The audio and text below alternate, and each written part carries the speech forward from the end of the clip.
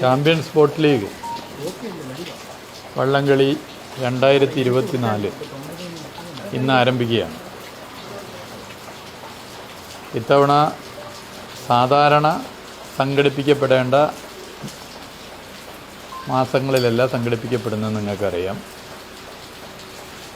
ചൂരൽമല ദുരന്തം കാരണം ഇത്തവണ CBL നടക്കേണ്ട സമയത്ത് നടത്താൻ വേണ്ടി പറ്റാത്ത സാഹചര്യമുണ്ടായി. കേരളമാകെ അതിൻ്റെ ഒരു മാനസിക പ്രയാസത്തിലായിരുന്നു. എന്നാൽ ഇത്തവണ തന്നെ ഈ വർഷം തന്നെ നടത്തണം എന്ന കാഴ്ചപ്പാട് സർക്കാരിനുണ്ടായിരുന്നു. കേരളത്തിലെ ടൂറിസം മേഖലയെ സംബന്ധിച്ചിടത്തോളം ടൂറിസം മേഖലയുടെ ഒരു പ്രധാനപ്പെട്ട ഇവൻ്റ് കൂടിയാണ് CBL. ഇത്തവണ ചാമ്പ്യൻസ് ബോട്ട് ലീഗിൻ്റെ മത്സരങ്ങൾ നടക്കുന്ന ഇടങ്ങളുടെ എണ്ണം കുറച്ചിട്ടുണ്ട്. പക്ഷേ അത് പ്രൈസ് മണിയിലോ മറ്റ് കാര്യങ്ങളിലോ ഒന്നും തന്നെ ഒരു തരത്തിലുള്ള കുറവും ഇല്ലാത്ത നിലയിൽ അതിൻ്റെ എല്ലാ ഭംഗിയും നിലനിർത്തിക്കൊണ്ടാണ് സംഘടിപ്പിക്കുന്നത്. കോട്ടയത്ത് ഇന്ന് CBL ആരംഭിക്കുകയാണ്. എല്ലാ നിലയിലും നമ്മുടെ സംസ്ഥാനത്തിന് ടൂറിസം മേഖലക്കൊക്കെ ഏറെ ഗുണകരമാണ് ചാമ്പ്യൻസ് ബോട്ട് ലീഗിൻ്റെ ഈ നടത്തിപ്പ് എന്നുള്ള ഞാൻ ചൂണ്ടിക്കാട്ടും. ഈ കണ്ടിപ്പാരിയുമായിട്ട് ബന്ധപ്പെട്ടാണ് ഇപ്പോൾ ഒരു സംസാരം ഉണ്ടാകുന്നത്. ഈ കോൺഗ്രസ് BJP ബന്ധം ശക്തമാകുന്നു എന്നുള്ള തരത്തിലാണോ ഇനിയിപ്പോൾ ഒരു അവസാന വട്ടത്തിലെ ഒരു പ്രചാരണം ഉണ്ടാവുക? അല്ല, ഒരു മനുഷ്യൻ ഒരു രാഷ്ട്രീയ പാർട്ടി വിടുന്നു, അദ്ദേഹം BJPയെ ഉപേക്ഷിച്ചതോ BJPയുടെ രാഷ്ട്രീയത്തെ ഉപേക്ഷിച്ചതാണോ എന്നുള്ളത് അറിയില്ല. ചിലർ ഒരു രാഷ്ട്രീയ പാർട്ടിയെ ഉപേക്ഷിച്ച് ആ രാഷ്ട്രീയത്തെ ഉപേക്ഷിക്കാതെ പോകുന്നത് നമ്മൾ കാണാറുണ്ട്. ഈ പറഞ്ഞ വ്യക്തി BJPയെ ഉപേക്ഷിച്ചതാണോ BJPയുടെ രാഷ്ട്രീയത്തെ ഉപേക്ഷിച്ചതാണോ? BJP ഉയർത്തുന്ന അപകടകരമായ മതവർഗീയ രാഷ്ട്രീയത്തെ ഏതൊരു മനുഷ്യനും ഉപേക്ഷിക്കുന്നത്, പൂർണ്ണമായി ഉപേക്ഷിക്കുന്നത് മതനിരപേക്ഷ മനസ്സുകളെ സംബന്ധിച്ചിടത്തോളം സന്തോഷമുള്ള കാര്യമായിരിക്കും. സ്വാഭാവികമായിട്ടും ഞങ്ങൾക്ക് സന്തോഷമുള്ള കാര്യമാണ്. എന്നാൽ പോയ ഇടം പറ്റിയ ഇടമാണോ എന്നുള്ളതാണ് പിന്നെയുള്ള ചോദ്യം. BJP ഉയർത്തുന്ന അപകടകരമായ രാഷ്ട്രീയത്തിൻ്റെ ഒരു തരിയെങ്കിലും അദ്ദേഹത്തിൻ്റെ മനസ്സിലുണ്ടെങ്കിൽ അദ്ദേഹത്തിന് പറ്റിയ പാർട്ടിയിലാണ് ഇപ്പോൾ അദ്ദേഹം പോയിട്ടുള്ളത്. BJP ഉയർത്തുന്ന അപകടകരമായ രാഷ്ട്രീയത്തിൻ്റെ ഒരു തരിയെങ്കിലും മനസ്സിലുണ്ടെങ്കിൽ തീർച്ചയായിട്ടും അദ്ദേഹത്തിന് പഴയ ഓർമ്മയിൽ ശാഖക്കൊന്ന് കാവൽ വെക്കാൻ തോന്നും. അപ്പോൾ ഇപ്പോൾ കോൺഗ്രസ് ചേർന്ന സ്ഥിതിക്ക് അങ്ങനെ പഴയ ഓർമ്മയിൽ ശാഖക്കൊന്ന് കാവൽ വെക്കാൻ തോന്നിയാൽ കൂട്ടിന് KPCC പ്രസിഡന്റ് തന്നെ വരും. അദ്ദേഹം BJPയിൽ നിന്നപ്പോൾ നടത്തിയ വിഷം തുപ്പുന്ന വാക്കുകളും അപകടകരമായ പരാമർശങ്ങളും പ്രസംഗങ്ങളുമുണ്ട്. അതിന് അദ്ദേഹത്തിൽ പ്രചോദിതനാകാൻ കാരണമായ വ്യക്തി ഗോൾവാൾക്കറാണ്. ഇനി ആ ഓർമ്മ വെച്ച് ഗോൾവാൾക്കറുടെ ഫോട്ടോയിലൊന്ന് പൂവിട്ട് പൂജിക്കാൻ തോന്നിയാൽ ഇപ്പോൾ കോൺഗ്രസ് ചേർന്ന് നന്നായി കൂട്ടിന് പ്രതിപക്ഷ നേതാവനുണ്ടാവും.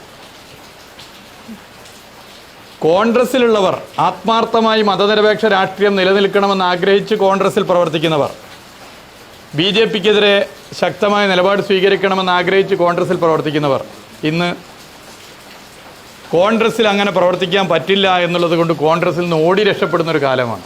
ഒരുപാട് പേർ അങ്ങനെ BJP വിരുദ്ധ രാഷ്ട്രീയം ശരിയായ അർത്ഥത്തിൽ കോൺഗ്രസ്സിൽ നിന്നുകൊണ്ട് നടപ്പിലാക്കാനാകില്ല, പറയാനാകില്ല, പ്രവർത്തിക്കാനാകില്ല എന്നും തിരിച്ചറിഞ്ഞുകൊണ്ട് കോൺഗ്രസ് വിട്ട് ഇടതുപക്ഷ പുരോഗമന രാഷ്ട്രീയത്തിലേക്ക് വന്നുകൊണ്ടിരിക്കുന്നൊരു കാലമാണ്. അങ്ങനെയുള്ളൊരു കാലത്ത് BJPയിലുള്ളൊരു വ്യക്തി BJP വിട്ട് കോൺഗ്രസ്സിലേക്ക് വരുന്നു എന്ന് പറയുമ്പോൾ തന്നെ നമുക്ക് ഏറെക്കുറെ കാര്യങ്ങൾ മനസ്സിലാക്കാവുന്ന കാര്യമാണ്. BJP ഉയർത്തുന്ന അപകടകരമായ രാഷ്ട്രീയത്തെ ഒരു മനുഷ്യനെങ്കിലും കൈവിടുന്നത് സന്തോഷമുള്ള കാര്യമാണ്. പക്ഷേ പോയ ഇടം അതിന് പറ്റിയ ഇടമല്ല എന്നുള്ളതും ഒരു വസ്തുതയാണ്.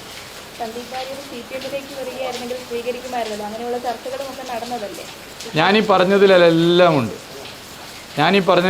ഉണ്ട്. ഇതുപോലൊരു ചോദ്യം പാർട്ടിയുടെ സംസ്ഥാന സെക്രട്ടറിയോട് അല്പം മുമ്പ് ചോദിച്ച് അദ്ദേഹം വ്യക്തത വരുത്തിയതാണ്. ഞങ്ങൾ നയവും നിലപാടും വെച്ചുകൊണ്ടാണ് ആളുകളെ നമ്മുടെ രാഷ്ട്രീയ പാർട്ടിയിലേക്ക് സ്വീകരിക്കുക. ഭൂതകാലത്തിൽ എന്ത് നിലപാടെടുത്തതെന്ന് നോക്കിയിട്ടല്ല, നയവും നിലപാടും നോക്കിയിട്ടാണ്. എന്നാൽ മതവർഗീയതയ്ക്കെതിരെ ശരിയായ അർത്ഥത്തിൽ നിലപാട് സ്വീകരിക്കാൻ പറ്റുന്ന ഒരു പാർട്ടിയാണോ കോൺഗ്രസ്? അദ്ദേഹം BJPയുടെ സ്പോക്സ്മാൻ, വക്താവായി ചാനൽ ചർച്ചയിൽ സ്ഥിരം പങ്കെടുക്കുന്നയാളാണ്. പഴയതിൽ നിന്ന് വ്യത്യസ്തമായിട്ട് കൂടുതലൊന്നും മാറ്റി പറയേണ്ട അവസ്ഥ ഇനി കോൺഗ്രസിൻ്റെ വക്താവായി ചാനൽ ചർച്ചയിൽ പങ്കെടുത്താലും അദ്ദേഹത്തിന് ഉണ്ടാകില്ല. കേന്ദ്രം കേരളത്തോട് കാണിക്കുന്ന കടുത്ത അവഗണന പണ്ട് BJPയിൽ നിന്നുകൊണ്ട് എങ്ങനെയാണോ ചാനൽ ചർച്ചയിൽ പങ്കെടുത്തപ്പോൾ പറഞ്ഞത്, അതേ CD തന്നെ ഇപ്പോൾ കോൺഗ്രസിൻ്റെ വക്താവായി ചാനൽ ചർച്ചയിലും നിൽക്കുമ്പോൾ അദ്ദേഹത്തിന് പറയാം. ചൂരൽമല ദുരന്തത്തിൽ കാലണ 4 മാസമായിട്ടും തരാൻ തയ്യാറാകാതെ, അതിതീവ്ര ദുരന്തമായി പ്രഖ്യാപിക്കാൻ തയ്യാറാകാതെ BJP കേന്ദ്ര ഗവൺമെൻറ് കേരളത്തോട് പകവീട്ടൽ സമീപനം സ്വീകരിക്കുന്നതിനെക്കുറിച്ച് BJP വക്താവായി ചാനൽ ചർച്ചയിൽ എന്താണോ പറഞ്ഞത് അത് തന്നെ കോൺഗ്രസ് വക്താവായിട്ടും പറയാൻ പറ്റും. കൊടകര കുഴൽപ്പണം, അതിൽ 3 കൊല്ലം ED താലോലിച്ച് നിന്നതിനെക്കുറിച്ച് BJP മൗനം പാലിച്ചതുപോലെ ഇനി കോൺഗ്രസിൽ നിന്നും അദ്ദേഹത്തിന് മൗനം പാലിക്കാൻ വേണ്ടി പറ്റും. ഇതൊരു വസ്തുതയാണ്. ഓക്കെ, താല്പര്യം ഉണ്ടായിരിക്കും. കോൺഗ്രസിന്റെ ആഭ്യന്തര വിഷയമാണെങ്കിലും UDFിലെ ഘടകകക്ഷികൾക്കൊക്കെ ഈ ഒരു സന്ദീപിന്റെ വരവിൽ ഒരു അതിർത്തി ഉണ്ടാവും, അവർ തുറന്നു പറയേണ്ടതല്ലേ? അല്ല, ഞാൻ ഏതെങ്കിലും വ്യക്തികൾക്ക് ഇഷ്ടമുണ്ടോ ഇഷ്ടമില്ലയോ, അല്ലെങ്കിൽ മറ്റുള്ളവർക്ക് ഇഷ്ടമാണോ ഇഷ്ടമില്ലയോ എന്നുള്ളതല്ല ചോദ്യം. ഏതൊരു മനുഷ്യനും ഒരു രാഷ്ട്രീയ പ്രവൃത്തിയിൽ പ്രവർത്തിക്കാനുള്ള അവകാശമുള്ളതുപോലെ തന്നെ പ്രവർത്തിച്ച രാഷ്ട്രീയ പാർട്ടിയിൽ നിന്നും രാജിവെച്ച് മറ്റ് രാഷ്ട്രീയ പാർട്ടി പോകാനുള്ള അവകാശമുണ്ട്. ഇവിടെ മനസ്സിൽ നിലനിൽക്കുന്ന രാഷ്ട്രീയം അല്ലെങ്കിൽ ഉയർത്തുന്ന രാഷ്ട്രീയം എന്ത് എന്നുള്ളതാണ് പ്രശ്നം. ആ രാഷ്ട്രീയം ശക്തമായി എതിർക്കപ്പെടേണ്ട രാഷ്ട്രീയമാകുമ്പോൾ പ്രത്യേകിച്ച് നമ്മൾ ചർച്ച ചെയ്യണം. മതവർഗീയ രാഷ്ട്രീയത്തെ ശക്തിയുക്തം എതിർക്കാൻ കോൺഗ്രസിൽ നിന്നുകൊണ്ട് സാധിക്കോ ഇല്ലയോ, അതാണ് ചോദ്യം. സാധിക്കില്ല എന്ന് തെളിഞ്ഞുകൊണ്ടിരിക്കുകയല്ലേ. കോൺഗ്രസ്സിൽ തന്നെയുള്ളവർ സാധിക്കില്ല എന്ന് പറഞ്ഞ് ഓടി രക്ഷപ്പെടുക കോൺഗ്രസ്സിൽ. അങ്ങനെ ഉണ്ടാകുമ്പോൾ BJPയിലുള്ള ഒരാൾ കോൺഗ്രസ്സിലേക്ക് വരുന്നതിനെ കുറിച്ചുള്ള പ്രശ്നമാണ് ഞാൻ ശ്രദ്ധപ്പെടുത്തിയത്. അതാണ് ഞാൻ പറഞ്ഞ പഴയ ഓർമ്മയിൽ ശാഖയ്ക്ക് കാവലിക്കണമെന്നുണ്ടെങ്കിൽ KPCC പ്രസിഡന്റ് എന്നെ കൂട്ടിന് വരും. ഈ പഴയ ഓർമ്മയിൽ ഗോൾവാൾക്കറിൻ്റെ ഫോട്ടോയിൽ പൂവിട്ട് പൂജിക്കാൻ തോന്നിയ പ്രതിപക്ഷ നേതാവ് എന്നെ കൂടെ വരും.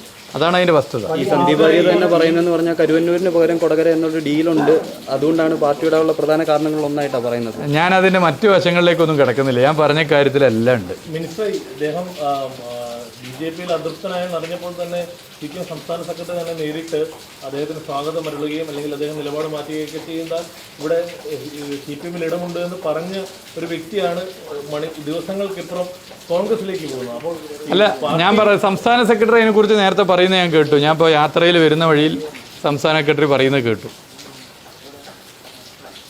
ഓക്കെ.